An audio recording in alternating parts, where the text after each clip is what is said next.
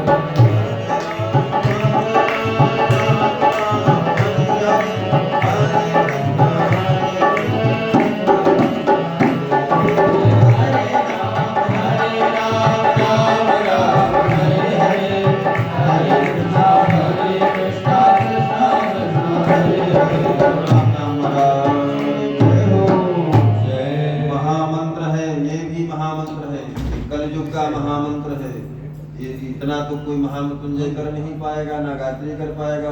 तो तुलसीदास जी ने कहा चलो यही कर लिया करो। अब लोग इसको भी न कर पावे तो बातें अलग। कहते हैं ना, आरोग्यम संपदश्चैव व्याधीनां शान्तिरेव च पुष्टिरायुस्तथा भोगो मृत्युर्हनिर्यथा। कहते हैं आरोग्यता के लिए जो निरोगी रहना चाहते हैं वो क्या करें? श्री सूत जी से ऋषियों ने प्रश्न किया, महाराज ये बताइए जो निरोगी रहना चाहते हो क्या करें? आरोग्यम संपदश्चैव व्याधीनां शान्तिरेव च।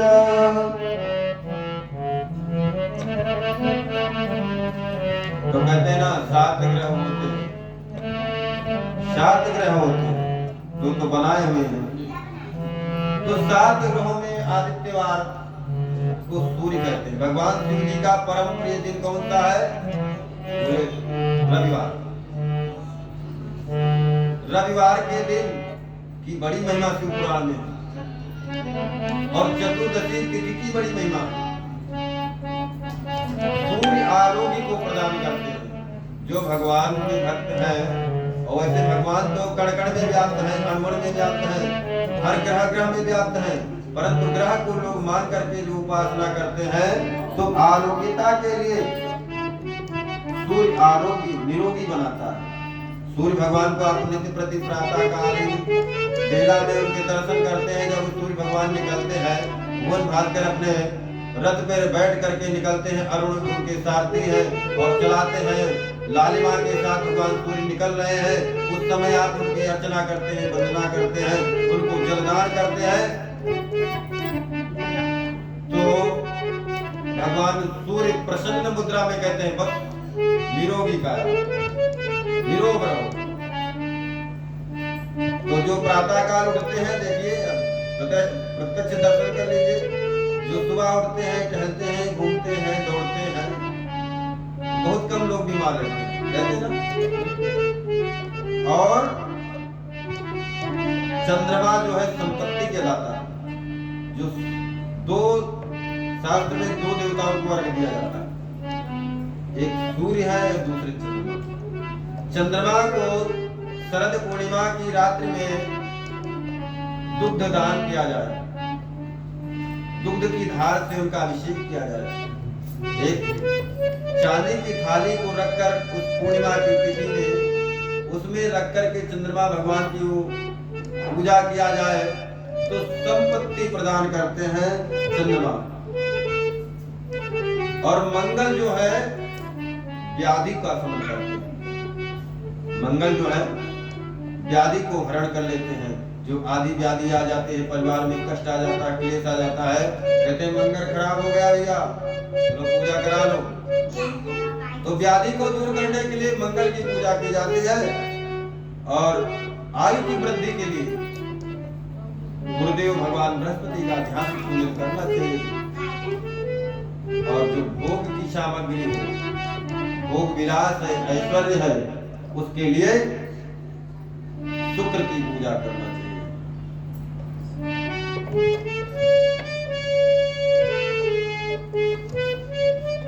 और मृत्यु का भय है, मृत्यु का डर है, मृत्यु का कहीं चक्कर है, तो शनिश्चर की पूजा करें। कहते हैं भैया शनिश्चर को परेशान करें, चलो दर्शन करके आओ शनि भगवान के, पीपल को जल चढ़ाओ, दीपक जलाओ, आप परेशान करो, ऐसा शास्त्र कहता है।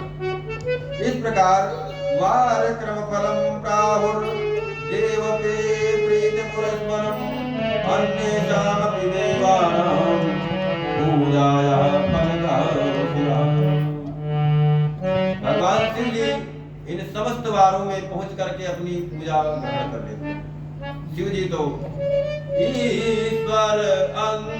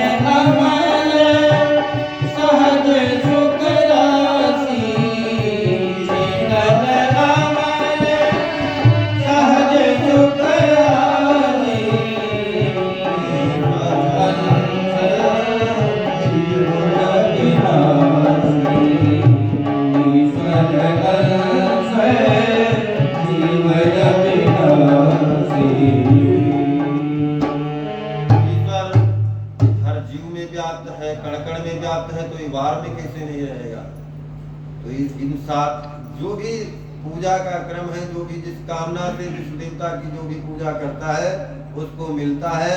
इनमें आदित्यम पूजयित्वा तो ब्राह्मणानां भोजयेत् दिनं मासं तथा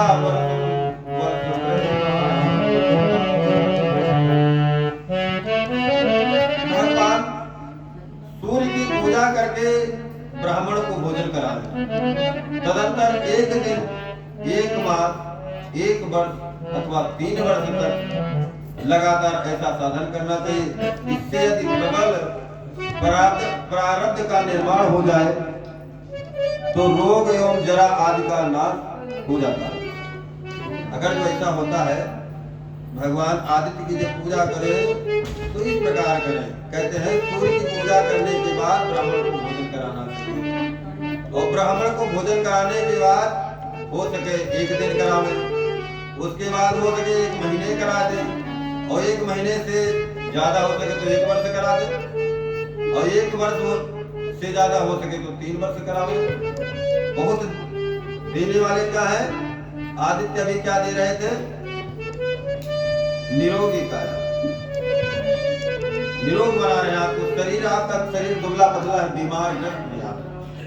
तो ऐसा करने से आपको ये निरोगी, आपकी जो जटिल बीमारी है वो दूर हो जाएगी, ऐसा शिव पुराण कहता है, शिव जी कहते हैं।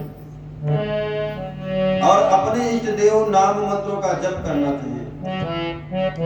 रविवार के दिन सूर्य देव के लिए, अन्य देवताओं के लिए तथा ब्राह्मणों के लिए विशिष्ट वस्तु अर्पित करनी चाहिए, विशिष्ट फल देने वाला, जो अत्यंत प्रिय रहता है। विशेष रूप जो पाप लोग नहीं जानते हैं या नहीं जनाना चाहते हैं, उस पापों से मुक्ति पाना चाहे तो रविवार वाले दिन ब्राह्मण को दान करें, विशिष्ट वस्तु अर्पित करें। सोमवारे च लक्ष्म्यादिं संपदर्दं करेद् आजन्यादिं तथा विप्रं समर्पिता। सोमवार के दिन संपत्ति को प्राप्त करने के लिए ब्राह्मण और ब्राह्मण पत्नी को दोनों को साथ में भोजन कराता है। घृत कैसे भोजन कराना चाहिए, बोले घृत से घी में बना हुआ जो हविष्यान्न है उसे भोजन कराना चाहिए। संपत्ति प्रदान करता है। जो मनुष्य निर्धन है और चाहता है कि मुझे संपत्ति मिल जाए, मैं धनवान बन जाऊं, तो सोमवार के दिन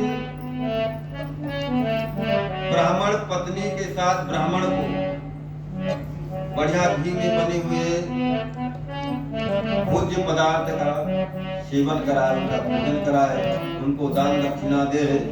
ऐसा करने से उसको संपत्ति की प्राप्ति होती है। और मंगलवार को रोगों की शांति के लिए काली आदि की पूजा की जाती है। मंगलवार के दिन काली देवता की, जिससे रोग ज्यादा बढ़ जाए किसी के, तो जब रोग बढ़ जाते हैं तो कहते हैं क्या करना चाहिए, पंडित जी से हो जाते हैं। तो शिव जी कहते हैं कि मंगलवार के दिन रोगों के शांति के लिए काली भगवती की पूजा करना चाहिए। उड़द, मूंग एवं अरहर की दाल आदि से युक्त अन्न ब्राह्मण को भोजन करावे तथा दान दे, तो ये रोगों की शांति हो जाएगी जो ज्यादा ग्रसित है। विद्वान पुरुष बुधवार को दधियुक्त अन्न से भगवान विष्णु का पूजन करें। ऐसा करने से जिनके घर में संतान नहीं होती, जिनके पुत्र नहीं है, वो चाहते हैं कि मुझे पुत्र हो, तो क्या करें, बुधवार के दिन विष्णु भगवान की पूजा करें और दधि युक्त अन्न से दधि को लेकर के पूजा करें तो भगवान प्रसन्न हो जाते हैं, उनको पुत्र की प्राप्ति होती है। गुरु गोविंद भगवान की जय। अच्छा, आयुष्कारो गुरोर्वारे देवानां पुष्टिसिद्धये उपवीतेन वक्त्रेण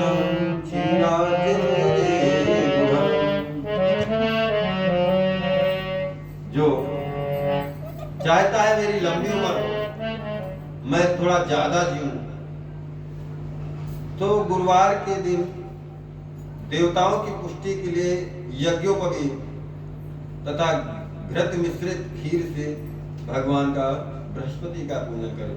यज्ञोपवीत चढ़ावे, पीला वस्त्र पहनावे और उनका भोजन करें, घृत मिश्रित खीर दे, ब्राह्मणों को खीर खिलावें और दान करें तो उनकी आयु लंबी होती है, ऐसा शास्त्र कहता है। भोगों की प्राप्ति के लिए भोगार्थम भृगुवारे यदि देवान समाहिता षड्रसो वेदमन्नं च दद्यान् ब्राह्मण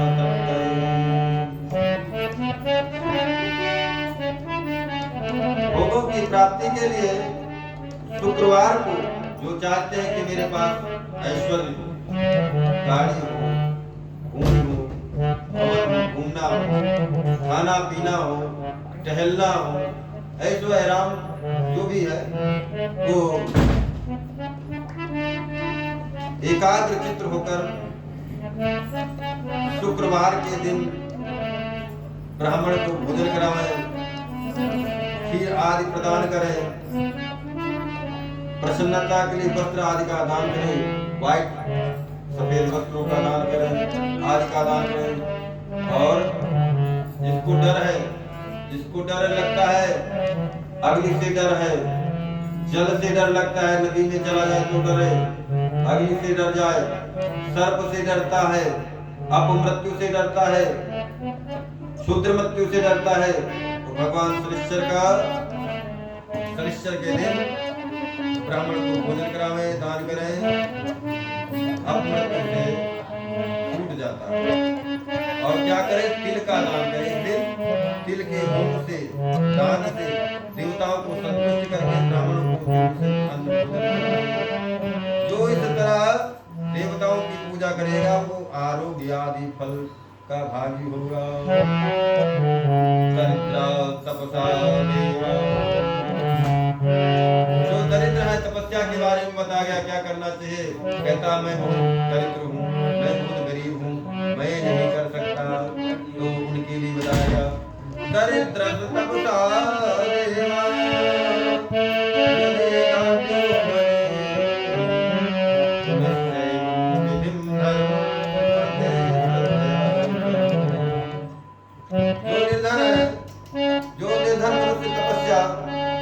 आदि के कष्ट, जिसके पास धन नहीं है वो तपस्या करे, व्रत रखे। तपस्या कैसे करे? बोले व्रत रखे, शरीर के द्वारा व्रत आदि के कष्ट को सहन करे और भगवान का भजन करे, पूजा में सहयोग करे, वो तपस्या कहलाती है। बार बार श्रद्धा पूर्वक धर्म का अनुष्ठान करता रहे और बारंबार पुण्य लोकों में नाना प्रकार के फल को भोगकर इस पृथ्वी पर पुनः जन्म ग्रहण करता है। वाल्मीकि रामायण में एक प्रसंग आया, एक राजा थे, बहुत दान किया करते थे, बहुत दान किया करते थे। दान करते करते, धर्म करते करते उनकी गति ये हुई कि उनकी एक दिन मृत्यु हो गई और मृत्यु के पश्चात उन्हें ब्रह्मलोक की प्राप्ति हो गई। बहुत दान करते थे, स्वर्ण आदि बहुत दान करते थे, ब्रह्मलोक की प्राप्ति हो गई। तपस्या के फल से क्या मिलता है? जब तपस्या बढ़ती है तो ब्राह्मण की तपस्या बढ़ती है तो ब्रह्मलोक की प्राप्ति होती है। ब्रह्मलोक में जब वो गए, ब्रह्मलोक में पहुंच गए, तो ब्रह्मलोक में पहुंच गए, कुछ दिन रुके तो उनको लगा कि मुझे भूख लग रही है, भूख की चिंता नहीं कि भूख आ रही है। ब्रह्मा जी से पूछा, ये बताइए इस लोक में, यहाँ ब्रह्मलोक में भी भूख का अनुभव होता है? भूख लग रही है, मुझे लग रहा है, मुझे कुछ खाने को चाहिए। मुझे तो नहीं होता है, आपको लग रही तो कुछ खाइए। यहाँ क्या मिलेगा? जो आपने दिया होगा वही मिलेगा, ले लो। तो उन्होंने बहुत कुछ दिया था, सोना चांदी इत्यादि बहुत दान दिया था। बोले सब आया रखा है सामने, लीजिए खाइए। अब सोचने लगे क्या करें, कैसे भूख की तरफ सुधा पुराणम बलम न तेजा, उनका धीरे धीरे शरीर कमजोर पड़ने लगा। ब्रह्मा जी से पूछे कोई उपाय है? कहन हाँ एक उपाय है। बोले मलय पर्वत पे एक मृत लाश पड़ी है, तुम चले जाओ। मलय पर्वत पे एक लाश पड़ी है, तुम वहां पर जाकर के चाहो तो जा सकते। वो धर्मात्मा राजा थे, पहुंच गए मलय पर्वत पर, भूख से पीड़ित, कई वर्षों तक उस लाश को चीर चीर करके खाए बेचारे, फिर मृत्यु हो गई। नारद जी आए, नारद जी ने उनको उपदेश किया, पुनः उनसे दान करवाया, फिर भोजन कराने लगे। भोजन की महिमा, अन्नदान की महिमा वहां से चली। फिर उन्होंने जब अन्नदान किया तब फिर उन्हें पुनः ब्रह्मलोक की प्राप्ति हुई, और ब्रह्मलोक में पहुंच करके फिर ब्रह्मलोक में भी दान करने लगे। अन्नदान सबसे बड़ा दान होता है, अन्नदान, जलदान, 8 प्रकार के दान कहे गए। 8 प्रकार के दान जो होते हैं उनमें अन्नदान महान बताया गया है। अन्नदान, गौदान, भूमिदान, स्वर्णदान, कन्यादान, वस्त्रदान, ये सब दान बताए, दान की महिमा है। शिव पुराण कहती है, सर्वं वा वित्तवान कुर्यात् सदा भोग प्रसिद्धये कालस्य पुण्यपाकेन ज्ञान सिद्धि प्रजायते। जो धर्म का संग्रह करता है, सभी प्रकार जो धर्म को एकत्र करता है, धर्मेण राज्यं लभते मनुष्य। जिसको देखिए, जब संसार से हम इस संसार से हमारा लोगों का आना, हम लोगों का आना हुआ, तो हम लोग कुछ लेकर के नहीं आए, कहते कुछ लेकर के नहीं आए। अरे हम तो कहते क्या नहीं लेकर के आए, हम तो सब कुछ लेकर के आए, वहीं से बांध की मुट्ठी आए थे, मुट्ठी बांध करके आए। इसमें अपने किए हुए पुण्यों का फल लेकर के आए थे। जो हमने पूर्व जन्म में किया, आज उसको हम भोग रहे हैं। जो हमने पूर्व जन्म में किया, आज उस जन्म को हम लोग भोग रहे हैं। और जब हम यहाँ से जाएंगे तो यहाँ पर छोड़ करके जाएंगे, छोड़ करके नहीं जाएंगे, लेकर के जाएंगे। कहते ना, दूल्हा के संग बारात चले। जब दूल्हा चलता है तो उसके साथ में क्या चलती है, बारात चलती है। बालक संग चले महतारी, छोटा बालक चलता है तो उसकी माता उसके साथ में चलती है, और माता पूछती है, पर अंत समय में को न चले, बस चले एक करतूत दुधान। उस समय क्या चलता है, उस समय चलता है केवल एक, जो आपने कर्म किए हैं, जो कर्मों के द्वारा अर्जन किया है, अच्छे कर्म किए तो उसका अच्छा फल मिलेगा, वो अर्जन। धर्मेण राज्यं लभते मनुष्यः, जो धर्म करता है उसको राज्य सुख की प्राप्ति होती है, अगले जन्म में राजा बनता है वो। शिव पुराण कह रहा है, शिव जी कह रहे हैं कि अगले जन्म में वो राजा बनता है। और धर्मेण राज्यं लभते मनुष्यः, कहीं पुनर्जन्म हो गया तब, और अर्थ की प्राप्ति होगी। धर्म जब करोगे तो उस धर्म से अर्थ की प्राप्ति होगी, अर्थ से कामनाओं की पूर्ति होगी, और कामनाओं की पूर्ति से मोक्ष की पूर्ति होगी। धर्म से आप जो करेंगे अर्थ की प्राप्ति, तो क्या होगा, एक न एक दिन वैराग्य आ जाएगा। और जब वैराग्य आएगा तो संसार आपको केवल एक किराए का घर लगेगा। कवि ने कह दिया कि जिंदगी एक किराए का घर है,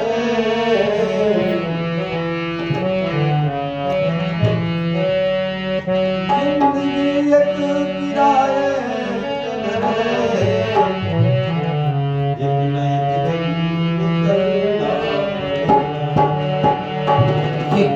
एक दिन निकलना पड़ेगा। क्या है, ये किराए का घर है आज, क्योंकि हमने जन्म तो बहुत बार लिया, एक बार जन्म नहीं लिया, हजारों बार, लाखों बार जन्म लिया। जिंदगी एक किराए का घर है, एक न एक दिन बदलना पड़ेगा।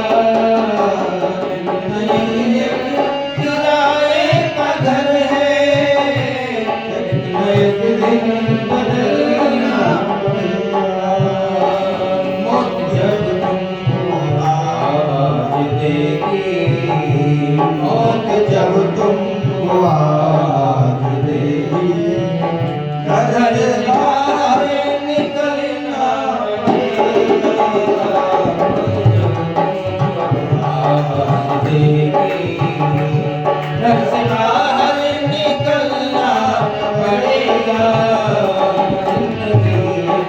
किराए का घर है।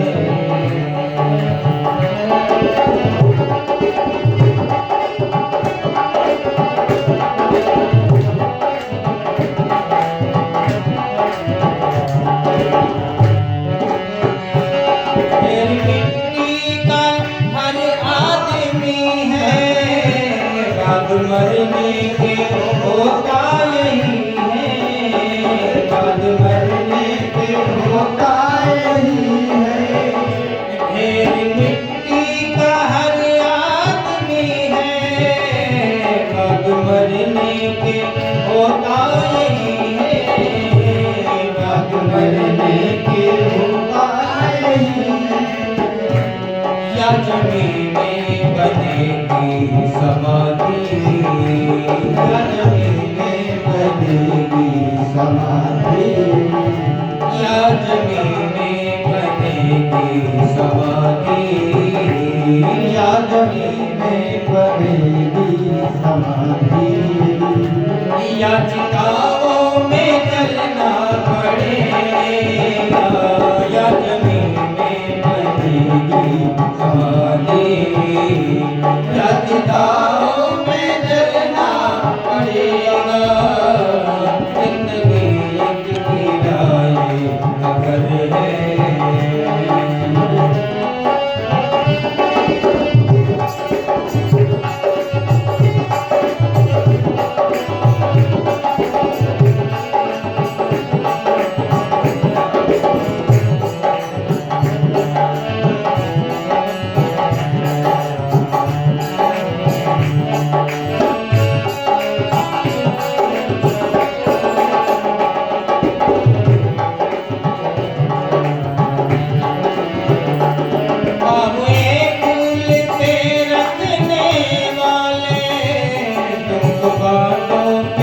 चलना पड़ेगा, तुमको बातों पे चलना पड़ेगा।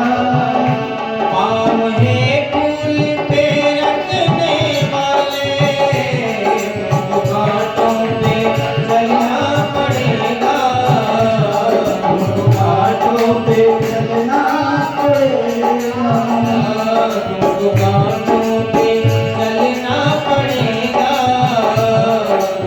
घाटों पे चलना पड़ेगा। पाँवें फूल पे रखने वाले, पाँवें फूल पे रखने वाले, तुमको घाटों पे चलना पड़ेगा। पाँवें फूल पे रखने वाले, तुमको घाटों पे चलना पड़ेगा। जिंदगी एक किराए का घर है, जिंदगी एक किराए का घर है, ये जिंदगी एक किराए का घर है। बाद मरने के होता यही है, मरने के होता यही है, बाद मरने के होता यही है। या जमीन में बनेगी समाधि, या जमीन में बनेगी समाधि, या चिताओं में जलना पड़ेगा, या जमीन में बनेगी समाधि, या चिताओं में जलना पड़ेगा, या जमीन में बनेगी समाधि, या चिताओं में जलना पड़ेगा। मौत जिस वक्त आवाज देगी, घर से बाहर निकलना पड़ेगा। मौत जिस वक्त आवाज देगी, घर से बाहर निकलना पड़ेगा। मौत जिस वक्त आवाज देगी, मौत जिस वक्त आवाज देगी, मौत जिस वक्त आवाज देगी।